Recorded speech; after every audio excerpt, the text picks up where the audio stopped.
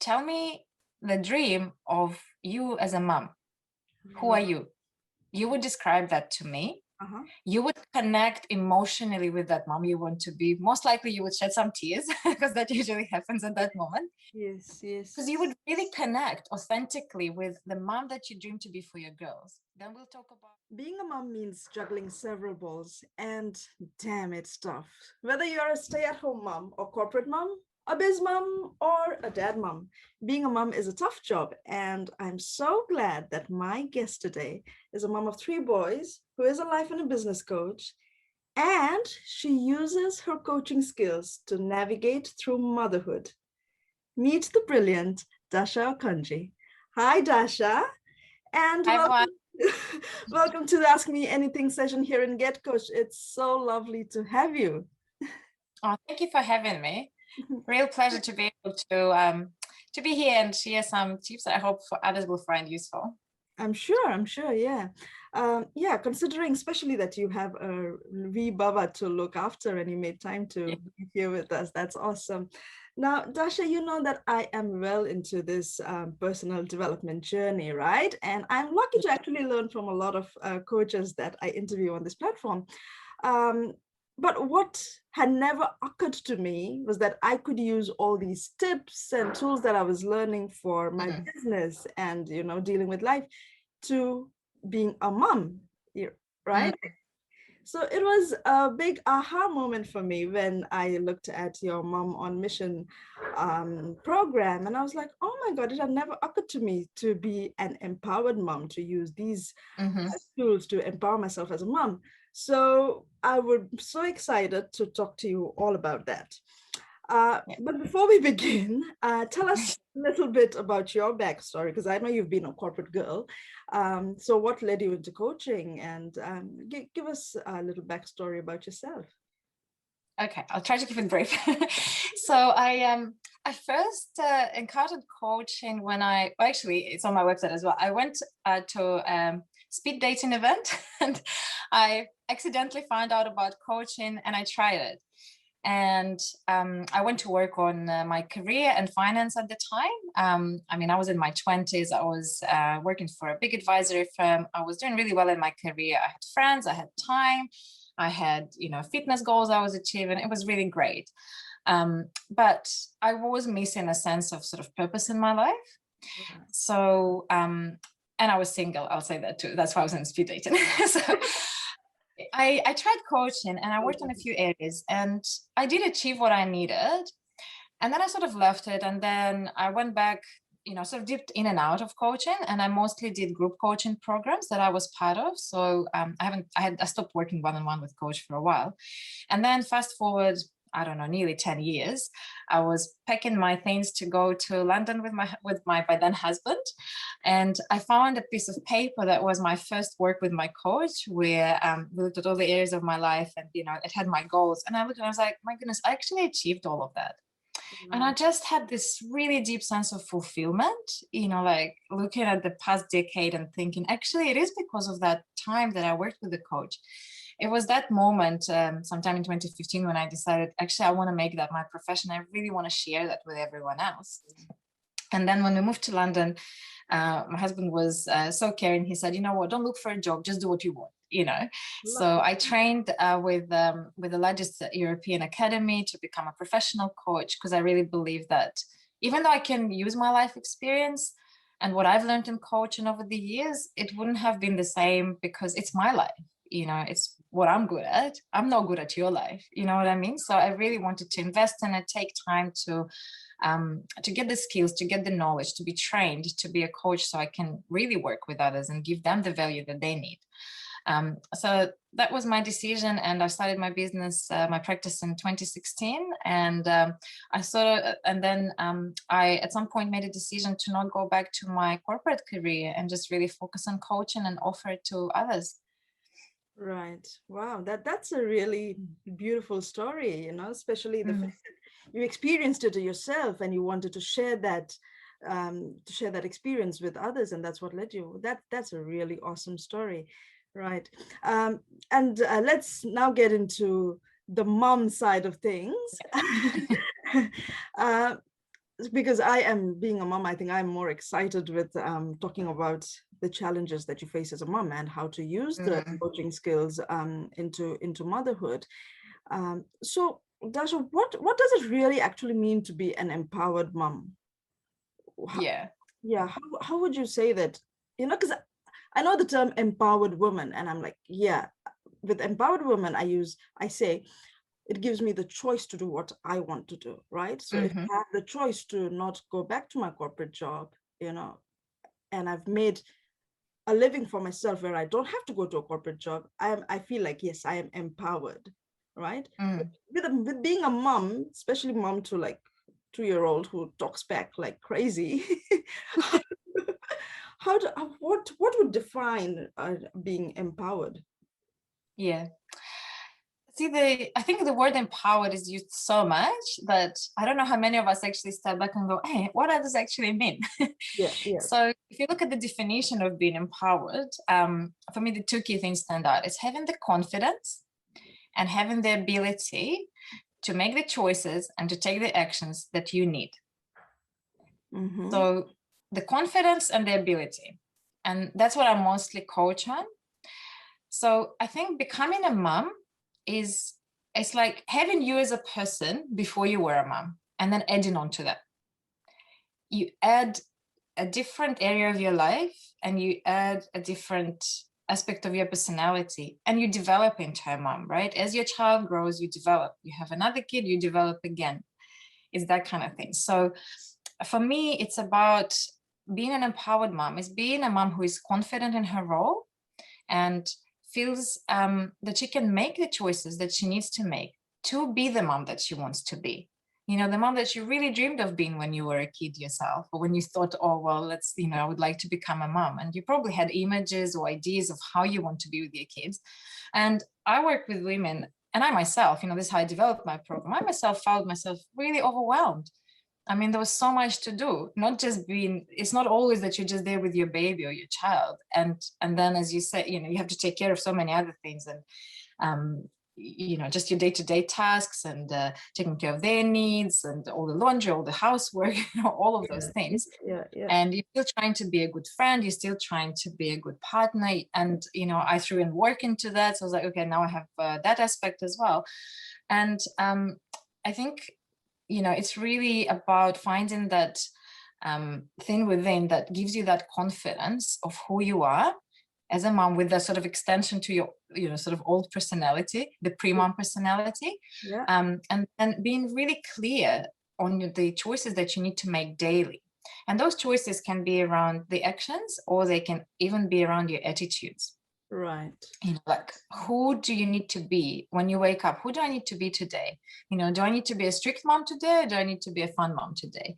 Do I need to be a working mom today? Or is it my day off and I'm just going to have fun with my kids? It's those sorts of things to work out. So to me, an empowered mom is the mom who is really clear on that. Right. Yeah, I really like what you talked about choice. Mm-hmm. For me, like being a first generation migrant, with a completely different culture, and Mm, I grew up in a boarding school, so I have right. very Mm, fuzzy memory of, my mom being next to me when I was little, and mm-hmm. and the way parenting is in my country is completely different to parenting styles here, right? Mm, So I'm trying to do things by the book, reading the Plunkett mm-hmm. Yeah. uh, recommendations and all that, which I've not experienced. So I'm constantly in this juggle of, I'm Mm, trying to do it this way as you're supposed to do now in this country, in this modern age, mm, as opposed to what I know, as opposed to what I have not experienced. So I'm trying to fill in all the gaps. And then like most of the time I'm like really overwhelmed.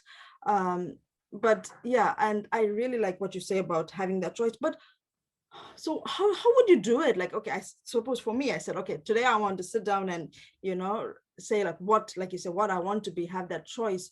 Um, so what would you do? Would it be journaling practice that you would take in, or would it be a mindset shift, or how would you embark on what role you were going to play? mm. Yeah. Does the question make Um, sense? Yeah, so with what you shared, and I guess this is the power of coaching and working one-on-one with a coach, is that I will work with the individual. We will Yes. look at their life, at their circumstances, what they want, right? So with what you've shared, what I would do, I would get you to dream. Tell me the dream of you as a mom. Who are Right. you? You would describe that to me. Uh-huh. You would connect emotionally with that mom you want to be. Most likely you would shed some tears because that usually happens at that moment. Yes, Because yes. you would really connect authentically with the mom that you dream to be for your girls. Then we'll talk about who do you want to model for them? What kind of mother you want to model for them? And you once you've connected with that, you will probably find you will leave all the books behind, all the advice behind, and just be you. Because that's how you can wake up in the morning and be the best mom for your kids. Because you are their mom, Right. and Oh my they're yours. And God. That no is one else. powerful. I'm already like Mm. almost in tears without even telling you. But yeah, I think that's super powerful.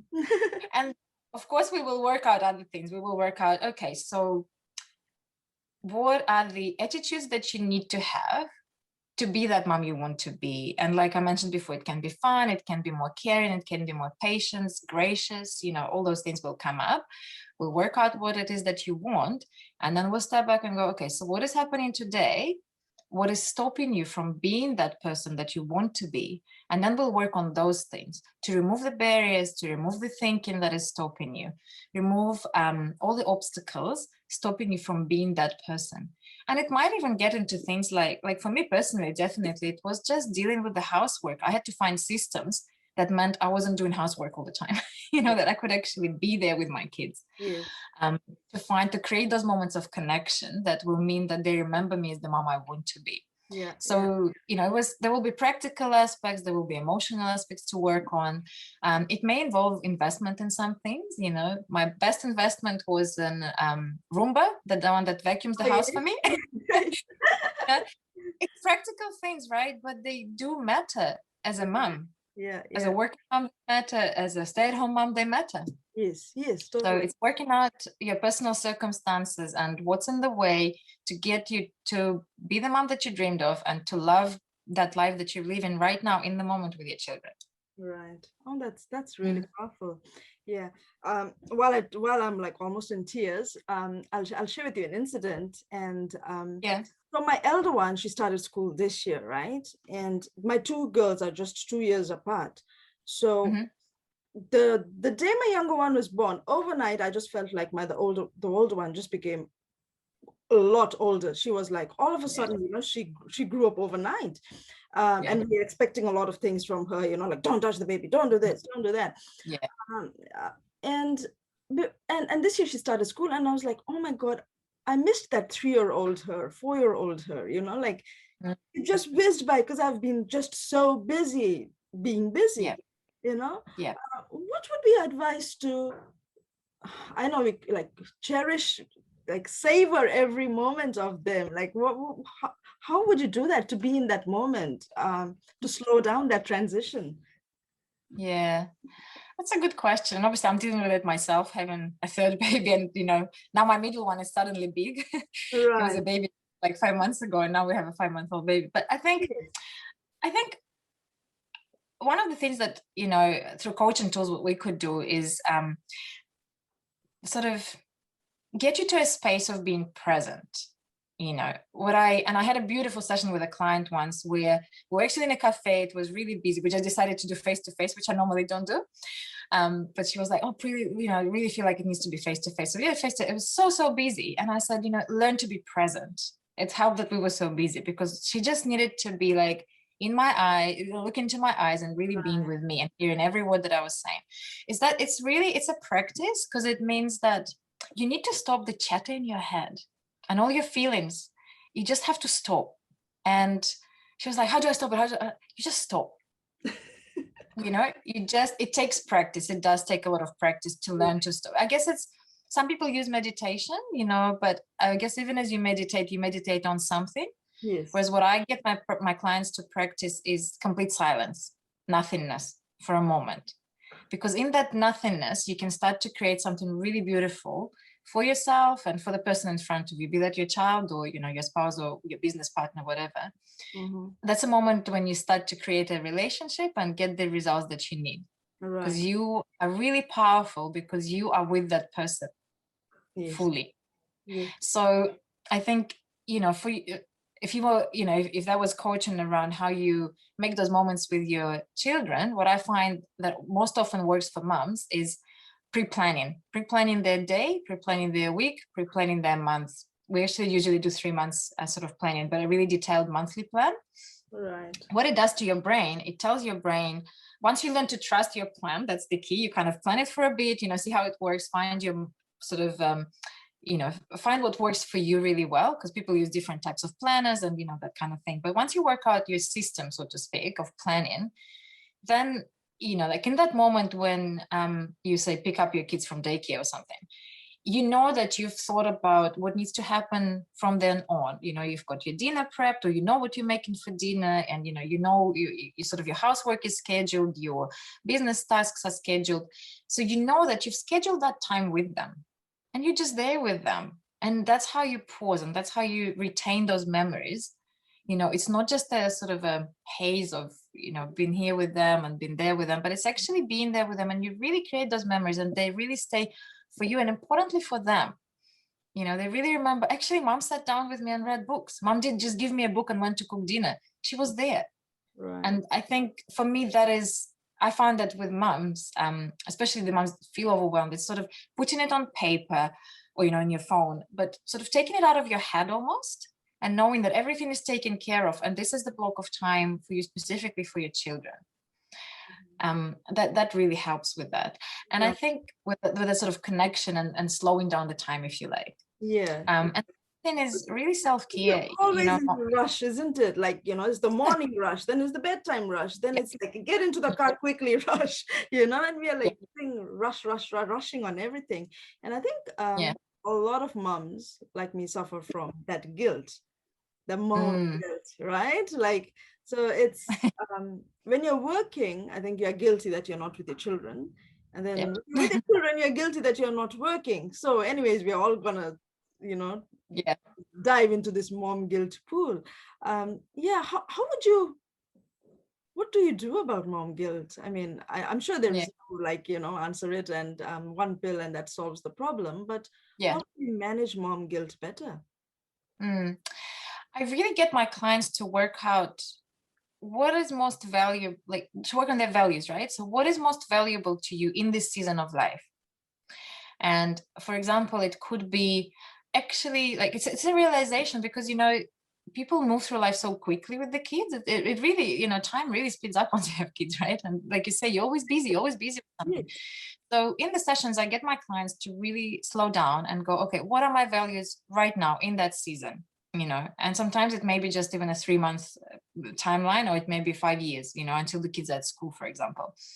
And for some people, I have had clients who said, actually, what, paying off my mortgage is so important to me that financial freedom is my number one value, even though I have a child.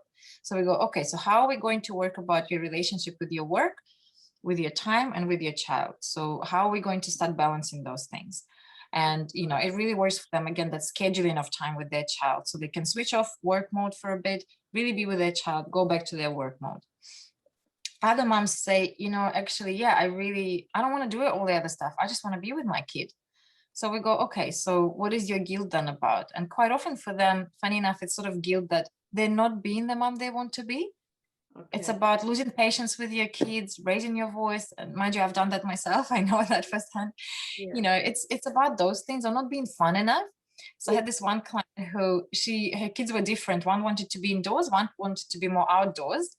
And she was guilty. And she herself, the client, was more of an indoor person. So she carried that guilt for like 4 years, I think, by then, that she was not spending enough time outdoors with her first child. So we worked out, okay, what are the practical things that can help you be outdoors? And she's like, I guess if I could just have like snacks prepared and then take her extra pair of clothes, so I'm not so worried that she gets messy. And it solved it for her. So she now also has like one Tuesday a month when they're outside, for sure. No matter what the weather is, it's just the rule. And she doesn't carry that guilt anymore that she's not being the person that her child needs. Right, right, right. Yeah.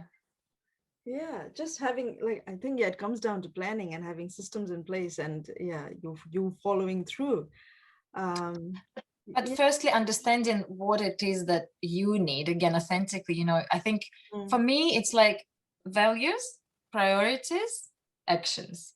Once you know what your values are, you start to design your priorities that are truly aligned with those values. Like if you value your time, you will prioritize. So if you value your time with a child, then you will prioritize that time, right? Right. And then once you've done the prioritization, that's when you can start sort of planning your actions. Taking your Yeah. actions. Right. Yeah. Yeah. Yeah. Yeah. Talking about I think work and spending time with children is like I really never understand why we women have to juggle work and I know. work and family, like men don't have to. And yeah, I think that leads to a lot of mom guilt, but Yeah. can we even balance it? I mean, like I say, I think, yeah, where you're talking about priorities, maybe that is a tool to kind of kind of put it on the same scale. But can you really balance work and life and family? Mm. What are your I think thoughts? the answer is yes. I believe the answer is yes, Mm-hmm. because otherwise, I guess there would be women would not be working or having children, right? So there is some balance. I think the key there is how we feel about our balance. It's actually us that make ourselves feel either guilty or overwhelmed or not fulfilled enough in some area. So what I do with my clients is I call it the wheel of life. Well, it's not. It's a tool, sorry, called the wheel of life, where you map out about 10 areas of life I use with my clients, and it's you being as a you as your person, and then it's things like family, finance, career, all sorts of areas, and fun is there for sure. And then you sort of map where you're at, Right. and you identify how far you are from where you want to be. Okay. And that helps you find, it's a very personal equilibrium, right? It's what you want again, but you find that sort of picture, if you like, of how you want an ideal life to be. And then you start working around that. And then, you can work hard. I truly, because I've seen it with my clients, and I truly believe for every woman on earth who is juggling many things, you can find a way to say that you are fulfilled and to feel that truly authentically. It's just about identifying and being flexible about it, because there are different days, different seasons. So it's moving with your life and saying, for me right now, my priority is X. So I will devote myself to that priority. And that actually gives the person that sense of fulfillment and a feeling like they have balance in life. Because we use that term work-life balance, but really it's about how we feel, isn't it? Yeah. Do you feel And not somehow feel we you have? feel like we have to be in a balance all the time, but it's Yeah. about being balanced in overall. Like, today you're focused on the kid, tomorrow you're focused on the work, and but overall you are balanced. I don't know, is it something like that, or but a lot of people think you have to be completely balanced. Like today I'm going to give 50% of my time to work, and I'm going to be super productive, and then this 50% of the time that I'm in that child, I'm going to be take them outdoors, have a little picnic, have the best time of our life, which is like obviously unachievable. And then we come back and I'm so frustrated about like not achieving any of them, isn't it? Yeah. See, what I find working in that sense is it's to me it's in the mind, right? So how do you think? Because exactly like you said, you then come back home and you start feeling those things and you start thinking those thoughts. Oh, I haven't done this, I haven't done that. So how can you take care of those thoughts to be able to feel that you are fulfilled, to be able to feel that you are in balance in life? Like for me right now, right, I should probably be with my son, right? Yeah. He's 5 months old, but that's not who I am. I am a person that enjoys and gets fulfillment from coaching. And it's important to me, and it makes me a better mom, because when I go out to him after we finish this this session, I will be happy. So it's about really discovering for yourself what matters to you in that season of your life. And I think this is the thing that changes, and that's where I think what I've seen in my clients, they sort of lose sight of the change that's happening. They kind of go, well, I want that life where I was able to work and go to the gym, and yes, somehow I need to fit the time with my child. maybe it's not like that. Maybe you just need to change a little bit. And usually it's actually simple solutions. The hard part is the mindset, right? If you are saying to yourself, oh, I haven't done this or I haven't done that, of course you will weigh yourself down. So for some clients, I've seen that for some clients what works is just changing the words that they use. Instead of saying, oh, I haven't done that, it's like, oh, you know what, I just need to take care of that tomorrow. Right. And then think, okay, how can I reprioritize my tomorrow, or how I can make extra time?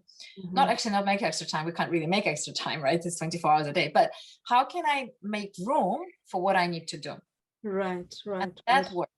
Then you really find how our time goes in things that we don't really need to be doing in our life. They're not aligned to our priorities and our values. Remember things we talked about just a minute before. Yes, so once you discover that, you connect with what you need to be doing, and you become really focused, and you become really fulfilled in completing the tasks of the day that are aligned to what's important to you. Right. And that's over time, and it's not like over time over the years, but over, a few days of living in that sort of new paradigm, you start feeling, actually, I do have balance in my life. Right. And accepting what you were saying earlier is quite good. It's not always at the same. It's not always balanced. That's how you deal with when things go out of balance. It's accepting that they will go and learning how to deal with them powerfully. Yeah. So my key takeaway from this whole conversation that you talked about right now was, I think, having the mindset, right? Having the mindset. I think number 2 was self-care. Like I said, you would do this coaching session, you would be happy about it, and then you would go and be a better mom to your child. So it's self-fulfillment, isn't it? And most of us moms are like so time poor. Like which mom has the time to exercise, like, as much as they'd want to? Yeah, you're lucky if you get a good strength. Who has the time to, when we talk about self-care, I think nowadays it's like, all these Instagram feeds you see with nice lavish bubble bath and wine in hand, and I'm like, oh my god, I'm really lucky if I get to shower uninterrupted, without somebody having to use the toilet just when I take my clothes off. So self-care as a mom, I think, as you mentioned, is important. What would be your tips for moms, like, without getting into like lavish big things, tiny things that they can do to fulfill themselves, their path, so that they can be better moms? What would be like something very basic? So I asked a question: what is the one thing you would do today for yourself if you didn't have that thinking that you can't do it? Right. You can even ask that right now for yourself. What's one thing you would love to do if you just didn't have that thinking, I can't actually do it? What would it be? But a realistic thing, obviously don't tell me you want to go to Fiji for a holiday, because I want that too, but that's not realistic. No. I would blast some music and actually sing my lungs out. Achievable. For that, great. So how long would you need for that? 5 minutes, 10 minutes. What can you give up to make room for that? Making dinner. Prepping dinner. Yeah. But like, how long does it take to prep dinner? Half an hour. Okay. So how do you make 5 minutes, for example, before making dinner? Yeah, I could totally squeeze that 5 minutes before making dinner if I didn't look at my phone, and if I just thought about it. Like, because you've asked me, I'm like, oh, okay, this is what I want to do. But I think most of the time we don't even know what we want to do, but we just want exactly right. So this is awesome, because now today I know what I want to do before dinner. Yep. And you know what? Honestly, hand on heart, most of my lady clients just find, God, I just need 5 or 15 minutes to myself. It's not like that bubble bath that everyone tells me, because social media tells us those things. Exactly, which is not true. You know, personally, I don't like baths. Don't give me the bath. I don't get in the bath. Like, it's just about finding what you connect with, what fills your cup on that day, or, again, in that sort of, crazy season of life when the kids are so young. Yes. and it's so personal. I had one client who said, I just want to have 20-minute lunch without my phone. And I was like, do it. You just do it. You put your phone away. Like, you're powerful enough to put your phone away. Or you're powerful enough to stop reading a book, was to stop working a bit earlier and go and do something for yourself and to fill that cup. And then you be the best person for everyone around you. Right. Wow. It's Yeah. yeah. That is powerful. Yeah. Most of the time we are so flooded with information. We are constantly taking information that we don't know what we even want. Like you say, we are so fed by what social media wants to feed us. And yeah, then that's what we believe we want. But yeah, maybe like for me, I just want to sing. Not that I have a great voice, but that's you. Yeah, exactly. That's fine. Yep. Oh my God, that's so awesome. Yeah, those were such great tips, Dasha. And I really actually felt so good talking to you. So I think you've given us quite a few tools and tips on how to manage motherhood better. Yeah, so for someone in our audience who would like to discuss more and learn about being an empowered mom, how could they get in touch with you? And maybe you could tell them about your Mom on Mission program. Yeah, sure. Just to answer your first question, how to get in touch with me. I'm on social media. So just send me a private message. You will get an automatic response that says I mostly work with ladies because that's my preference. And it's just there to make sure I don't get distracted. And you can just send a form through my website as well. Just contact me. I would really encourage everyone to go and have a look on my blog. I've shared some tips there as well. And just get a feel for who I am, how I work, the methods that I use. But there's always sort of a free chat initially, free no obligation chat. I just get to know the person a bit, what they want to work on, and get a feel for each other and really work out whether we are the right fit. Because, it is quite personal having a coach, and, sort of opening yourself up to a coach is quite a personal thing. And I really respect that in people. Equally, I believe that coaching is for everyone because I'm such a beneficiary of that. And in terms of my Mom on a Mission program, so I having dealt with all the overwhelm myself and finally realizing that I have all these tools I can turn to, just like you were saying at the start of our conversation, it's not only for work, it's for your life as well. And for that new aspect of you as a mom. I've designed a program that is 8 sessions. It's 30-minute sessions, sometimes 45, depending on the what we're dealing with. And it's really kind of no barriers. It's just a simple video call. And we get to work on things like confidence, patience, creating calm, can work on, the mom guilt, can work on that sort of finding work-life balance, especially for moms returning to work or for moms who decide that they want to start their own business. And we can work on things like even, working out how to create a decluttered home, having that clear bench top to come back to, because that's quite often a factor in our life. Yeah. And I worked with some ladies on reconnecting with their spouse in that season of having children as well. So the way it works is kind of what we did, it's a conversation, but I talk less, I ask more questions, and the questions that dig deep, but I my passion is really to coach people and have them walk away out of that program with tools and skills and awareness that will last them a lifetime. I share as much as I can so that people are truly empowered and truly fulfilled, and they go and they live a life they want. And if they don't want to come back to coaching, I'm so happy, because that means they're doing great. Right. I want them to share the word about it, so that others can have this life that they want. Yes. Oh, totally.